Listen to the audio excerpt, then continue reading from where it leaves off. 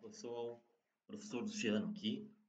Vamos dar continuidade na sequência dos nossos microserviços, né? Então, até o último vídeo, a gente criou o microserviço produto, né? O nosso produto service. Então, foi criado aqui, né? Nós já tínhamos a estrutura, foi criado o produto service. Só recapitulando aqui, deixa eu dar para cima. Certo? A nossa estrutura atual, ou quase atual, que nós vamos chegar é essa, né? Nós temos saudação service, temos o config service, nós já criamos o produto service, não está 100%, e depois, posteriormente, vamos criar o câmbio service. Então, nesse vídeo, o que nós vamos fazer? Nós criamos o produto service, certo? Configuramos ele, a parte de entidade, configuramos a nossa entidade, configuramos nosso repositório. Lembrem-se que nós não vamos ter o service aqui por uma questão didática, né? Mas se não teríamos, nós vamos controlar nossas regras de negócio na camada controller. E na camada controller, até esse momento, o que nós estamos fazendo? Simplesmente entregando um novo produto. Nós não estamos ainda consumindo realmente o banco de dados, né? Ele já está conectando com o banco de dados, mas nós não estamos consumindo. Então, se nós tentarmos acessar ele, no momento que a gente acessa aqui, passa um ID qualquer, produto service, que é a nossa o endpoint do nosso serviço, barra o ID do produto, que seria que a gente está procurando, e a moeda que a gente vai querer ter acesso ao valor, ele iria receber, iria vir esse dado aqui, né? Por enquanto está vindo tudo branco, está vindo um mock que a gente chama. Nós já configuramos para ele trazer certinho qual é a porta que está rodando, né? E agora falta nós realmente consumir o nosso banco de dados. Bom, para nós consumir o nosso banco de dados, a gente não vai, antes de a gente botar lá consumir, né? Primeiro a gente vai fazer a parte de criação do nosso banco de dados, certo? Então, eu vou só dar um pause aqui. Então, o nosso banco de dados a gente já tinha criado, nós já criamos o produto underline DB e o câmbio underline DB, que vão ser os nossos bancos de dados, né? Se vocês têm dúvida, é só dar uma conferida no application. Ele está aqui, conexão, certo? Então, agora o que a gente vai fazer? Se você olhar aqui, as tabelas não tem nada criado. Por quê? Porque a gente deixou configurado que a gente não quer que o Hibernate faça essa criação de tabela. O professor já falou uma vez, né? Em produção, não é nunca recomendado você deixar essa opção auto aqui, ou create, né? Update, melhor dizendo, porque pode dar problema, né? Porque o JPA vai fazer o que ele achar, os scripts que ele achar melhor. Então, normalmente, quando você trabalha em produção, você tem algum sistema que controla os versionamentos do teu banco de dados, ok? Que é as chamadas migrations. Tem a Linkbase, a Flyway, entre outros, certo? Aqui na nossa aula, nós vamos estar utilizando o Flyway, certo? É uma bastante conhecida, ela é simples de trabalhar, tem algumas limitações, tem algumas vantagens, né? Então, na hora que você vai escolher isso, você tem que estudar com a tua equipe e analisar qual que é o melhor caminho, certo? Então, aqui no nosso caso, para fim didático, nós vamos estar utilizando o Flyway Migration. Então, para que, o que a gente vai fazer? Primeira coisa, vamos adicionar as dependências, certo? Eu vou dar um stop aqui para ele não ficar reiniciando, né? Então, vou parar um do serviço, ok? Agora, aqui dentro do produto serviço, eu vou clicar no botão direito, então, sobre o produto service, vou procurar lá Spring, né? Botão direito sobre o projeto, Spring ADD Starters. E aqui, eu vou procurar por Flyway. Vou botar aqui, ó, Flyway. Ele já vai aparecer. Se você procurar por Migration, vai aparecer ali o Linkbase e o Flyway Migration. Nós vamos querer usar o Flyway Migration, tá? Dá um Next aí. Ele vai mostrar o que ele vai adicionar. Ele só vai adicionar a dependência aqui do Flyway, né? Então, vou marcar o ponto. Eu quero atualizar esse ponto. Finish. Ele já vai baixar a dependência e vai atualizar. Só que aqui tem uma questão, tá, pessoal? Lá pelo ADD Starts ali a gente não consegue. Então, vocês vão ter que abrir o .xml. Se nós tentar rodar aqui, ele vai dar um erro de conexão com o Postgres. Tá? Então, nós vamos abrir aqui o .xml. E aqui, vocês vão ver que ele adicionou essa dependência aqui, certo? Então, o que nós vamos fazer? Nós vamos copiar essa dependência, vamos duplicar ela. Ctrl C e vou dar um Ctrl V aqui.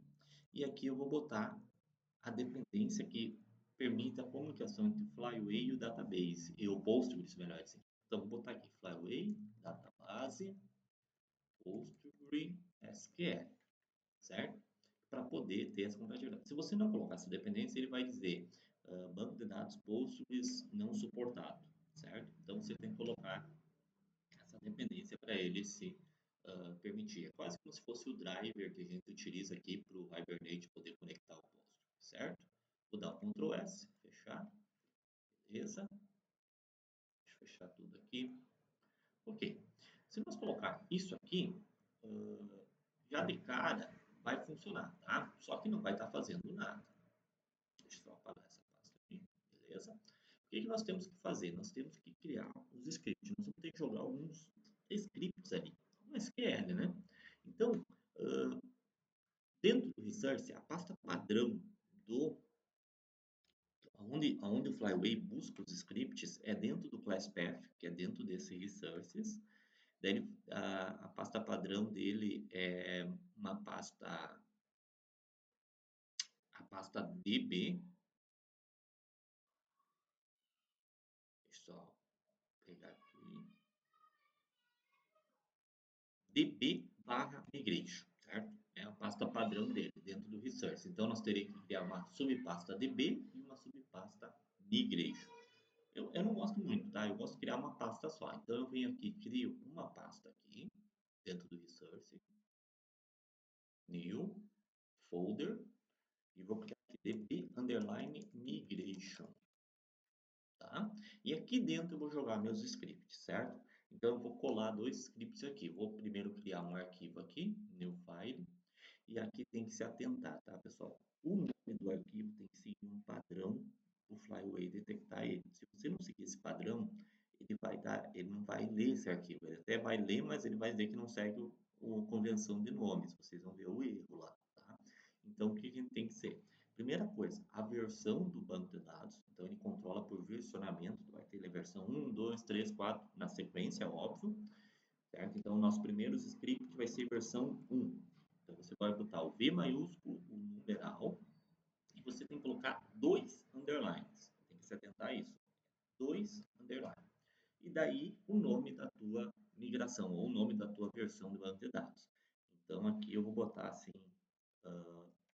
criar tabela produto. .SQL, né? Tem que ser .SQL. Então, lembre-se, sempre começa com V maiúsculo, o numeral da sequência, tem que seguir essa sequência. Se botar, não seguir a sequência, ele vai dar erro.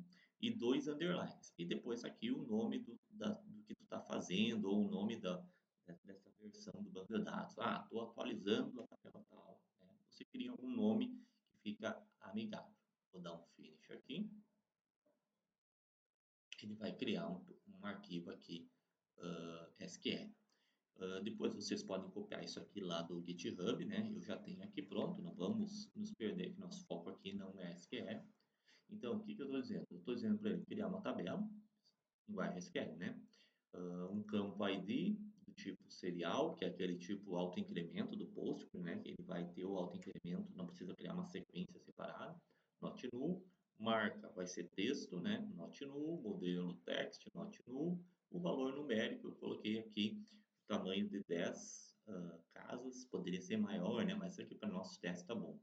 Seria 10 dígitos, sendo 2 deles para casas decimais. E a chave primária ID. Ctrl S. Beleza. Se eu quisesse, eu poderia já popular aqui dentro, tá? Mas eu quero fazer separado.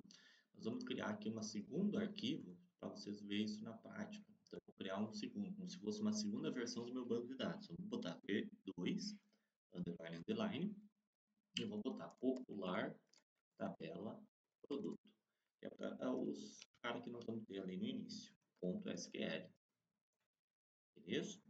E vou colocar aqui alguns produtos que eu procurei na internet rapidinho. Então, vou estar aqui, ó, insert info, insira na tabela produto, passando o campo marca, modelo e valor. O ID não precisa, porque ele vai ser auto-incremento lá, o post ele vai se responsabilizar por isso.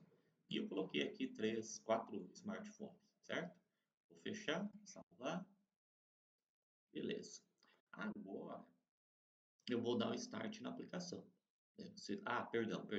Lembra que eu falei que a pasta padrão é db/migration? Então, como eu não estou usando a pasta padrão, eu tenho que configurar isso para o nosso Flyway conseguir encontrar esses arquivos. Então, aqui dentro do nosso application YAML, eu vou dar um enter aqui no final, vou voltar lá e vou procurar por spring.flyway.locations. Tá ali, ó, location. Vou dar o enter, ele vai organizar. E aqui eu vou dizer que vai estar dentro do nosso resources, ou seja, é o nosso class path. Então, bota assim, class path, barra db underline migration, que é o nome da nossa pasta. Certo? Agora sim, vamos ver se ele vai dar certo. Então, vou dar o start agora na minha aplicação e vamos acompanhar os nossos logs aqui. Perfeito, está iniciando. Vamos olhar aqui. Iniciando, Tomcat, tá. E se você olhar aqui, ele vai dar, depois que ele fecha os pools de conexão, certo? Que é o Ricardo que vai fazer junto com o Hibernate lá. Ele vai dar conexão, conectado, e daí ele vai dar aqui, ó, os logs do Flyway DB, ó, database, produto DB, ele detectou, ele vai dizer que, ó, schema story table, ó, não existe, tá vendo? Ele está dizendo que não existe uma tabela Flyway esquema histórico. Então ele cria essa tabela lá. E ele vai ver aqui, ó, existe 2 migração. E ó, sucesso. Então, ele achou 2 migrations, ou seja, os 2 nossos arquivos. E daí tu vai ver aqui, ó, ele cria a tabela Flyway esquema histórico, ele verifica a versão do banco de dados, como está criando, é uma tabela em branco, e ele faz o script do criar table tabela produto, criar popular tabela. E daí ele diz, ó, aplicado 2 migrations com sucesso, certo? O que quer dizer isso? Se nós formos no nosso PGAdmin, nós olharmos aqui na tabela, dar um refresh, né? Ele vai ter criado 2 tabelas. O produto que a gente mandou, mas ele também cria esse Flyway Scheme Story, que é onde ele vai controlar a versão do nosso banco. Então, se nós dar uma olhada aqui nesse cara, nós vamos ver que ele tem os versionamentos que foram ativos. Então, versão 1, versão 2, a descrição, o SQL, o script, o checksum, para ele verificar, né, se foi alterado ou não foi. Se você alterar isso, pode dar problema. Então, você depois que criou e colocou o SQL para dentro, eu esqueci um campo. Bom, daí tu cria uma terceira versão, um terceiro arquivo SQL, alterando aquela tua tabela, né, um alter table, né, adicionando a coluna, por exemplo.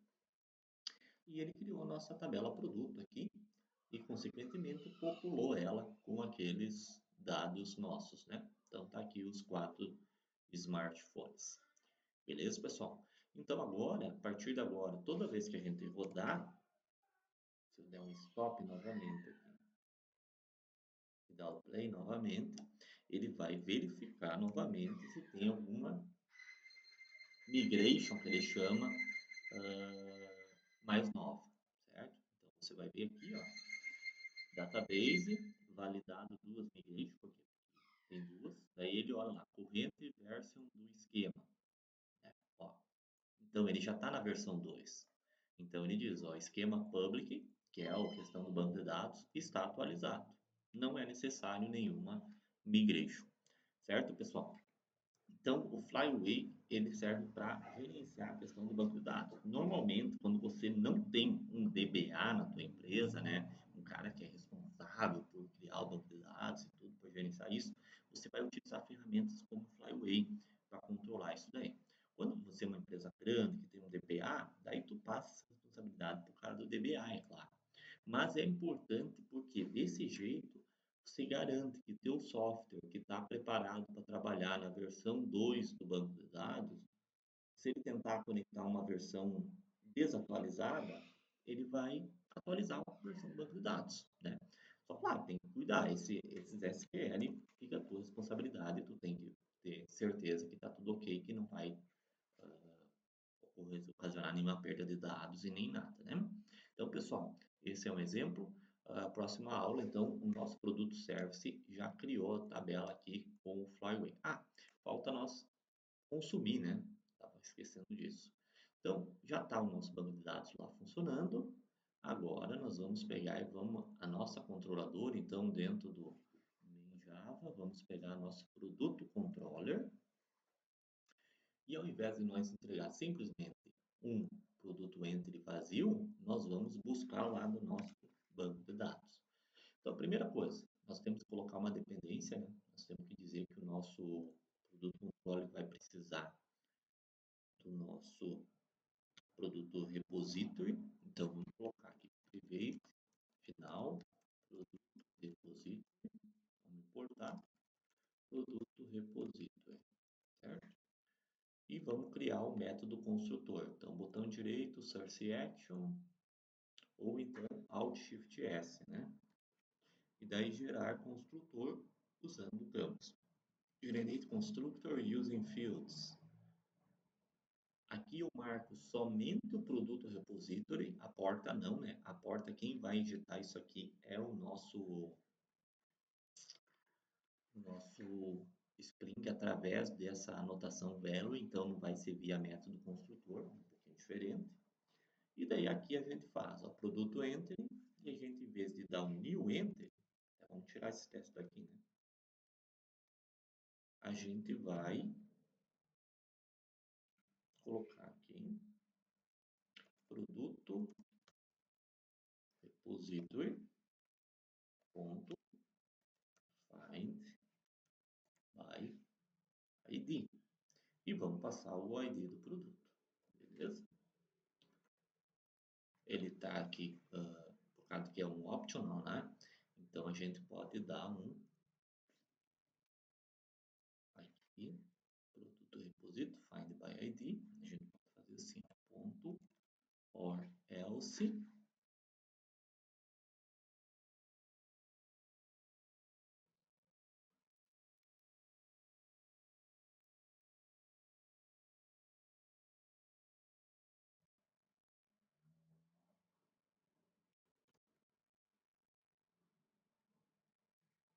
Certo? Ou melhor, ou podemos converter esse cara para duas formas. Tem duas formas de tratar isso, tá, pessoal? Nós podemos usar o Astral, que daí nós podemos criar uma... Até dá para nós fazer esse teste, até para questão didática, né? É legal. Então vamos fazer isso. Vamos fazer aqui or else true. E daí nós vamos estourar, lançar uma exceção, né? Nós vamos lançar uma. Então, pessoal, tive que dar um pause aqui, né? Vamos continuar. Então, a gente vai utilizar o formato desse aqui. A gente poderia utilizar o optional aqui, mas vamos usar o all else true. Então, se ele vai procurar por produto, se ele não achar, a gente pode estourar lançar uma exceção. Então, eu vou usar o or else true aqui, que isso é do optional, né? E daí, então, a exceção, eu uso uma expressão lambda aqui, né? Então, aqui, uma expressão lambda, onde eu faço new exception. E a exceção eu digo produto não encontrado, certo? Ele pede aqui para adicionar o throws declaration, então ele está dando esse erro porque ou eu tenho que usar um try catch aqui ou eu tenho que lançar essa exceção. Tem que botar que esse método lança uma exceção, né? Então bota aqui, ó, adicionar a declaração de lançamento de exceção, ó, dd throws declaration. Daí ele adiciona throws exception. Agora sim, vamos fazer o teste. Vou dar o Ctrl S. Beleza, reiniciou. Agora, se acontecer de eu tentar acessar aqui um ID que não existe, por exemplo, eu tentar acessar aqui o ID 28, ele vai dar uma exceção. Lembre, nós não estamos tratando isso aqui ainda. Depois a gente pode criar uma controller para tratar essa exceção aí, certo? um endpoint para tratamento de exceção. Mas ele estourou aqui a exceção e ele dá aqui, ó, produto não encontrado. Não é a melhor forma, tá, pessoal? Perfeito. Depois nós vamos melhorar esse cara aqui. Mas vamos testar com um ID que existe no banco de dados. Então vamos pegar aqui o Xiaomi, o ID 3. Então no lugar desse 28 eu vou fazer o teste com o ID 3. Tá ali, ó. Buscou o ID, Xiaomi, total valor 242,15, produto Service Room Import 8.000. Bom, beleza, pessoal. Nós já estamos populando o banco de dados, nós já estamos buscando no banco de dados, né? Porém, ainda a gente está recebendo o valor em dólar, que é o valor que está salvo no banco de dados. Então, agora nós temos que criar o próximo serviço, que é o Campo Service, que vai ser responsável por essa nossa conversão aí. Beleza, pessoal? Então, no próximo vídeo a gente segue com essa parte aí, ok? Depois a gente vê bem certinho como tratar essas exceções e tudo mais. Um abraço e até o próximo.